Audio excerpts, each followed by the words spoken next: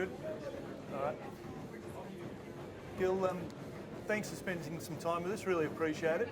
Tell us about those early days of going back and how you came from basketball and into tennis and didn't ever go back to basketball. Absolutely beautiful memories for me, absolutely. And you know, I went into it, the whole thing started with me declaring to Andre that I know nothing about tennis. And Andre just kind of looked at me and said, but I do, we're gonna be all right. And I love that, I just love the fact that he knew what he wanted, he knew what he was capable of if he just got a little stronger.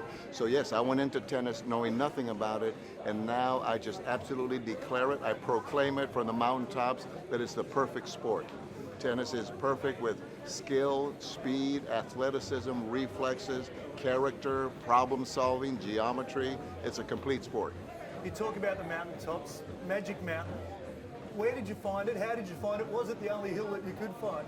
In Las Vegas, yes. In Las Vegas, there's probably two hills, and we found them. And the one that Andre, of course, used, called it Magic Mountain, served us very well for so long. It's just a perfect grade. It was 340 yards long, so unfortunately, I don't have a quick conversion on them, but 300, like the length of 3 football fields, American football fields, uphill. And it suited us perfectly, and Andre, of course, always committed so beautifully and completely to the task. And so, yeah, the hills, the training, all of that is a fond memory still today.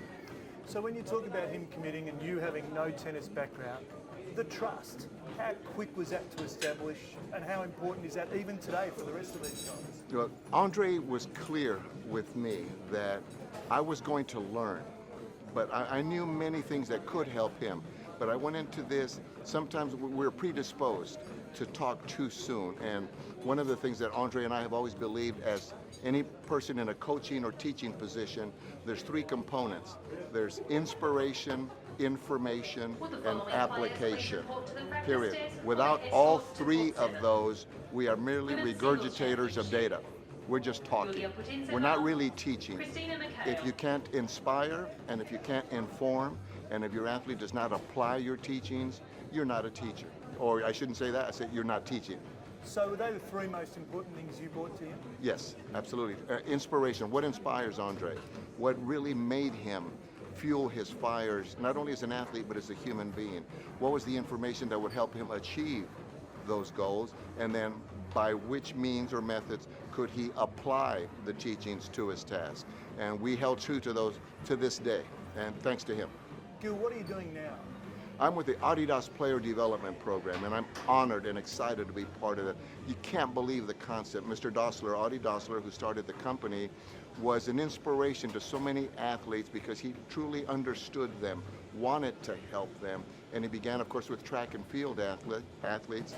We by no means are under the impression that we can duplicate Mr. Dossler's, let's say, knowledge and wisdom and spirit. We're here to honor his spirit, and by our complete assistance to the athletes, physically, tactically, tennis-wise, on the court, off the court. So we travel with of course, with our players. We talk to our players. Here we lend support, anything they need to do to prepare. Sometimes it's more than just X's and O's. You can't just hit that ball. You got to be prepared to come in and compete. So if you've practiced and you've trained, now you have to be ready to compete. The wind, the heat, the people, the pressure, the scheduling, and we feel that we are so experienced with, of course, Darren Cahill, an Australian whom I admire so much, Sven Grunefeld, and Mats Merkel, and of course Andrea Swick, who is our leader, a captain of our team, our leader. We really try to get into each individual athlete and address their greatest needs as athletes, and that's why I'm here, and that's why we're here. So who are you working with? Is it Verdasco? Is it, who are you? All of them. Any athlete who wears these stripes, who seeks our assistance, that's who we're with. That's who we work with. We really do. And that's such a great comprehensive thing, because sometimes they just want to sit and talk.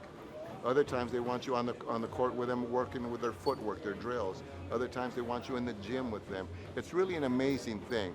Being such a proud member of this team, I look back and say, I wish somebody had helped me and Andre, because it was just me and Andre. So I made many mistakes with Andre that if I had had some assistance like the Adidas Player Development Program, I would not have made. What about tennis itself? You've seen it evolve. Where does the strength come for tennis players? We know where it comes for footballers or for rowers or for cyclists. What about for tennis players? Where does it come from? Okay, now you got me going, because that's exactly where we are. It's a new sport.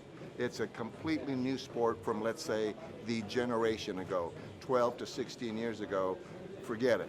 And if you ever look at the highlights from the previous generation, you can see the difference. Strength and power, physicality, athleticism is off the charts now. And they are just stronger, faster, better athletes. And I know the previous generation does not like hearing that, but they are.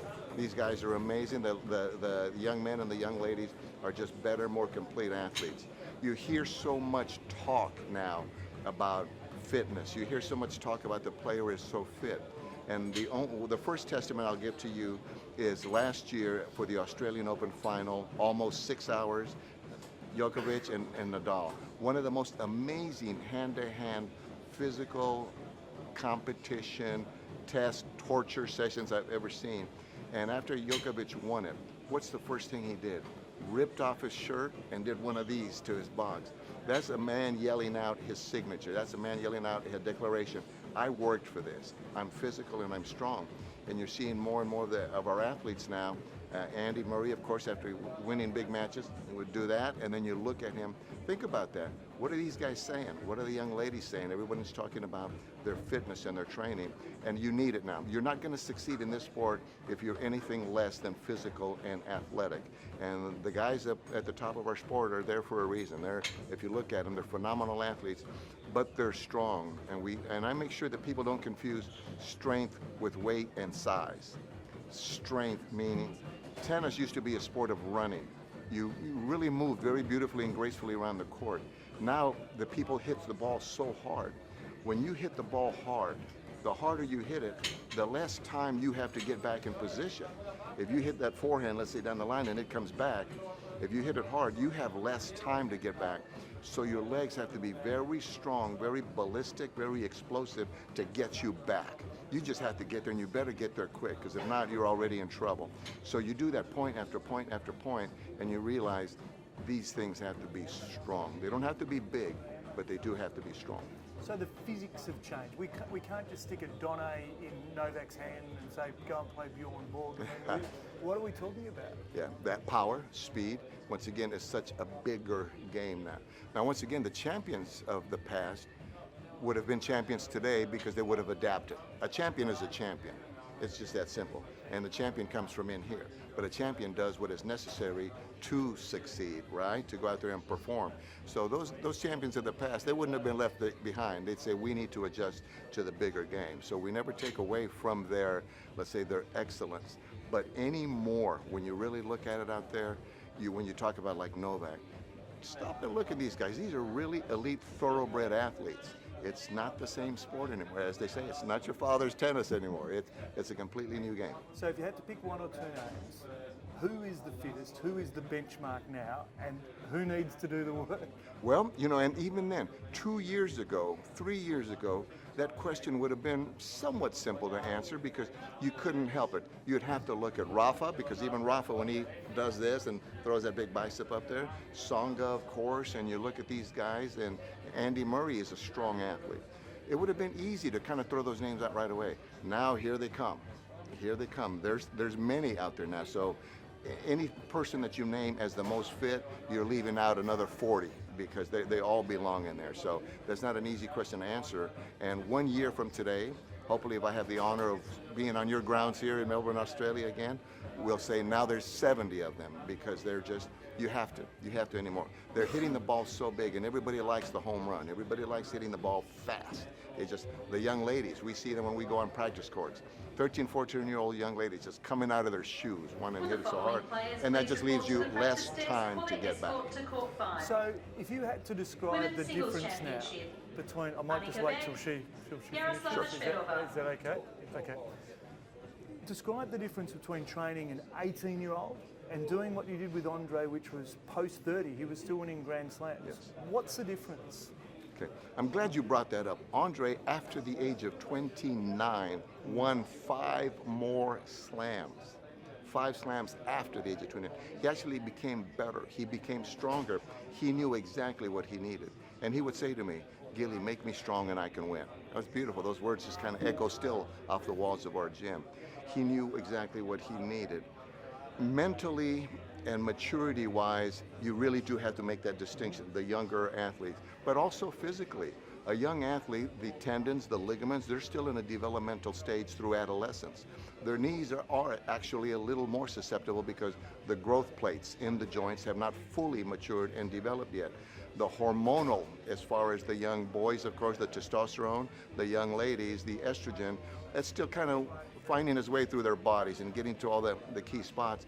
And you have to be aware of that physiologically. So you can't train them as hard. As much as we think, because they're young, they can take more, you can also do greater damage to them. So you're careful with the young ones, but it's the young ones who come in full of zeal. Their eyes are wide open, their ears are pinned back, you know, and they're just ready to go. No, you have to be careful. You have to really, really let them grow into their bodies and let their bodies grow into your program. Whereas the more mature athletes, now by mature, it's funny to say mature in your early 20s, you know, but those are the more mature athletes, bring it, it's time, and they have to go. And obviously you need to protect their joints and everything, but no, you've got to smoke them. You've got to take them or to their limits and beyond, because at this point, that's what it's all about. Andre's got 4 slam titles here. Yes. Roger's got 4, Novak's going for 4. Talk to us about the different styles between those 3 great champions. Yeah, you know, and interestingly, not knowing, I can only imagine how they prepared. To me, the Australian Open was always the greatest test, because now it tests who did their homework over December, who considered December off season, who considered December preseason. Okay, and Andre always considered it preseason. We were in the gym every day, Christmas Day, Christmas Eve, New Year's Eve. New Year's Eve, he would go to sleep early. Are you kidding? In Las Vegas? In Las Vegas, you're saying, I'm going to sleep early? Why? Because I'm training in the morning. You know, wow, you say, did I just hear that from Andre Agassi? And it's preparations, no excuses. That's the beauty of the Australian Open. No excuses. Did you do your homework? Are you prepared? So Andre arrived here, and I'm so honored to say that he won this 4 times. So honored. This is obviously such a beautiful thing to be able to say, but he prepared. Novak, to be able to withstand what he did especially last year with Nadal, I don't know what they do, but I have a feeling that they're ready. Roger, because he makes the sport look so easy, is probably underestimated as to his actual physicality, because he just makes the sport look so ridiculously easy, and we know it's not. That's his brilliance, that's his genius, but don't overlook the fact that that's probably a pretty hard-working athlete, and he's always prepared. And I reference the fact that when you really look at it, he has been relatively injury-free, relatively speaking, for his career. So I don't know what he's doing for his body or to his body. We all know what he does with his body, but he's had very, very few injuries. When you start thinking about it, he's very seldom sidelined. A couple of quick ones to finish off with, and I'll ask you, if you could choose a weapon to put into a player from anyone, of any player in the Open era, what's the greatest weapon you've seen that you'd love to have for a player under your tutelage? Oof, because obviously character. Obviously character. It's what do you do? I'm not impressed when an athlete says, I hate to lose, and they always try to make sure they give you that facial expression, I hate to lose. Well, so what? So what? I'm not impressed. The key is, what do you do when you lose? What do you do? Do you pout? Are you angry? Do you break rackets? Do you throw things against your locker?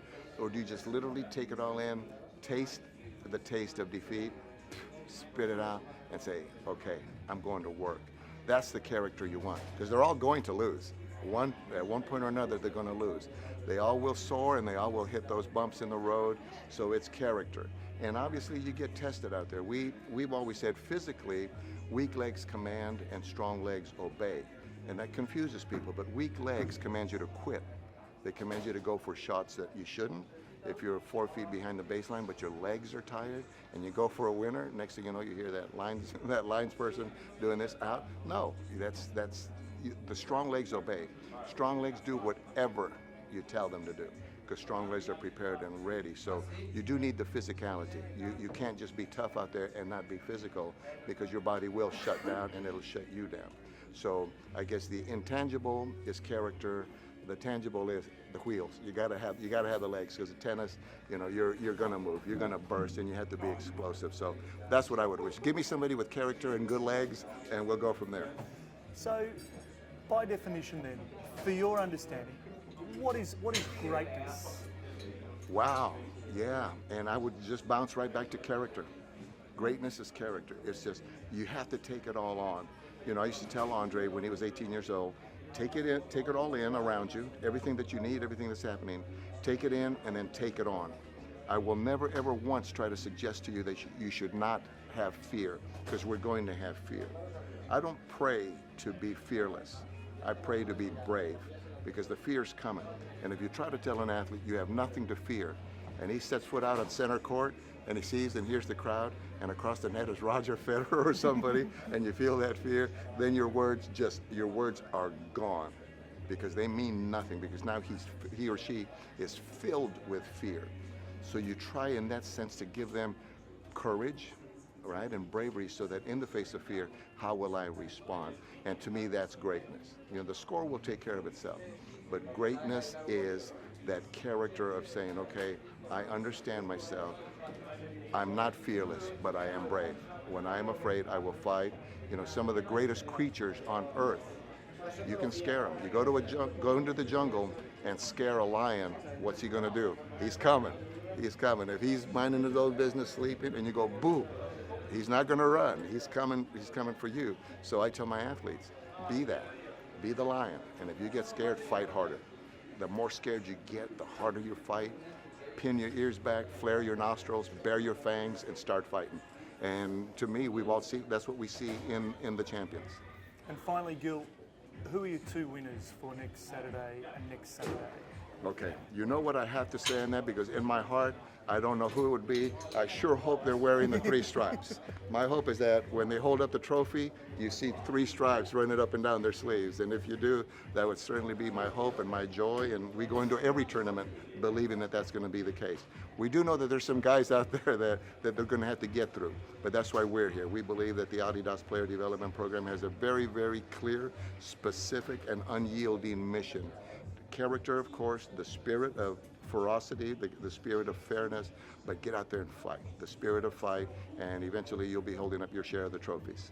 One little one I did forget. Are you working with any Aussie athletes at the moment? We have a young lady who is part of our program that we hope to see her more often, is Ash Barty. And then Nake DeBaines, they call her Nakes. Is part of our program as well. She was recently in Las Vegas for training, and Ash Barty has been, and we're hoping to see her many, many more times. And we've always believed that there's dig around in Australia, you're going to find some athletes with character, you're going to find athletes with talent, and they're not afraid to work. So if you know of any, send them our way, because we want them. We honor the Australian spirit very, very much. Terrific, Gil. Thank you very much. Great, thank you. Thank you very much. Appreciate it. It was an honor for me. Thank you. Oh, is that right? I get nervous.